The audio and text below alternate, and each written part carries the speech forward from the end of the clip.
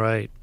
Yeah, I was reading a review of this book on witches and just one town in New England.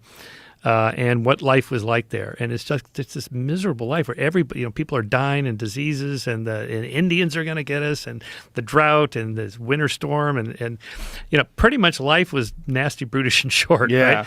And there's we have no explanation for this. It's the witches, right? Do you know the story behind that? What they think the motivation for the witch trials were? Which ones? The Salem? Ergot poisoning. Oh, ergot poisoning. Yes, I know about that. That is why, because there's a lot of historical evidence that points to ergot poisoning and mass hallucinations and chaos. Right. There's one from, I believe it was 1950? There was one in France where they had a situation that was similar. There was ergot poisoning where a bunch of people died, in fact, because ergot is also toxic. Yeah, but in some quantities, it produces these LSD-like effects, and they coincide the Salem witch trials, and this is controversial, but there seems to be some evidence that points to that coincides it with a late frost, and that this late frost produced this fungus on the wheat and the grains, and that these grains were likely infected with ergot. And I think they've found evidence of ergot. I have read this. I think it's possible as an element. No human behavior is explained by one thing. Right. It doesn't exist in a vacuum. So you I could see one, say, teenage girl does this and hallucinates and is chattering in voices or whatever. And then her other friends, they start mimicking it, sort of a social contagion. Like it's fun, and then it's like, oh, it's more than fun. And then the adults go like, oh, what's going on here? And then you have like a half a dozen elements going on there. Right. And in the case of the witch, in a way, the witch craze is a kind of conspiracy theory, right? Because one thing conspiracy theories do is they offer a causal explanation for chaos and randomness. Our brains are not well designed by evolution to understand randomness. My examples of this are like the stars in the sky are random, but they look like patterns, right? Or the Apple iPod Shuffle feature was introduced, in which your songs are fed to you randomly, and Apple got complaints. It's not random. Certain songs are coming up more than others. Like, that is random. So Apple, apparently, I'm told, had to reprogram it and program it so it feels random intuitively, but it's not. It's crazy, right? So much of life is just randomness, right? Shit happens. The bumper sticker, shit happens. And but that's uncomfortable. It's like, no, there must be something behind it. And if you don't have an explanation, no meteorology to explain weather, and no germs theory of disease to explain disease and so forth, what have you got? Witches.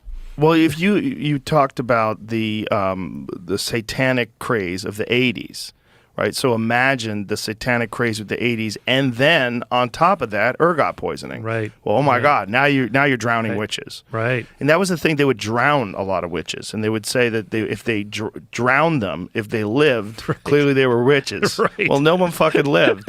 So it was a lot of whoops. Well, I guess we killed a fucking innocent. They just kept killing people, thinking that they were witches. Right.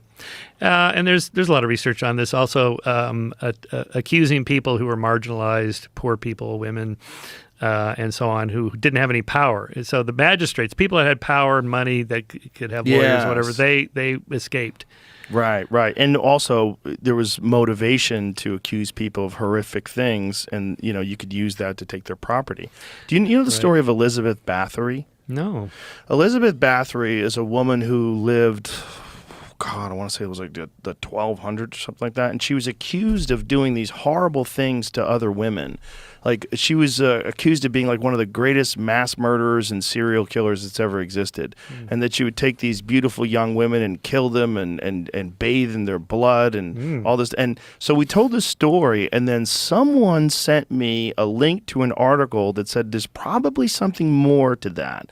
And that really what it was they were accusing her of these things so that they could imprison her and take her land, and that it might have been that. And so they accused of her of these horrific atrocities in order to take away her land. Yeah, there's some of that kind of practical thing and revenge against people you don't like. Sure. And then there's something called preemptive denunciation. You denounce people before you get denounced. Right. And that you denouncing somebody means you must not be a witch if you're denouncing them. And then you get this kind of competitive denunciation. No, you're a witch. No, you're a witch. Right, right, Much like the communist show trials, right? You got to right. denounce your neighbors as communists before they denounce you, or as non-communists, they denounce you, right? And so that's the fear during mass hysteria, that people are going to turn on each other because they're afraid that someone's going to come after them, so they come after you first. Right. I think we're going through that a little bit with cancel culture. Sure, for sure, yeah. I'm going to, get somebody on my campus and they used the wrong pronoun or the wrong adjective, and I'm going to denounce them before I get denounced and make the mistake. Right. I will be the social justice warrior, so you couldn't possibly think that I had done anything wrong. Right. Yeah. Yeah, so you get this thing called pluralistic ignorance, or the spiral of silence, where everybody thinks everybody else is thinking something when, in fact, nobody's actually thinking that. The classic experiment on this was binge drinking on college campuses. So you ask individual students by themselves, how do you feel about this? I don't really like it, but I know everybody else likes it. So everybody thinks that everybody else likes binge drinking, but actually individually they really don't like it. But I got to do it because everybody else is doing it, right? So this, in part, explains the kind of sustaining of the Nazi regime.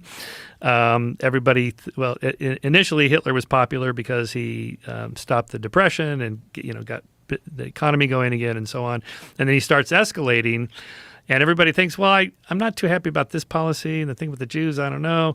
But everybody else seems to be going along with it. And then by the time you get to the point where somebody needs to speak up and say, this is wrong, they have concentration camps for those people. And they did it in a way that you could see your neighbor being hauled out and think, I'm keeping my mouth shut. I'm not saying anything. Right. So this is what's called a common knowledge problem. If I know that you know that I know something, then together we can kind of both stand up and say, we're putting a stop to this, right?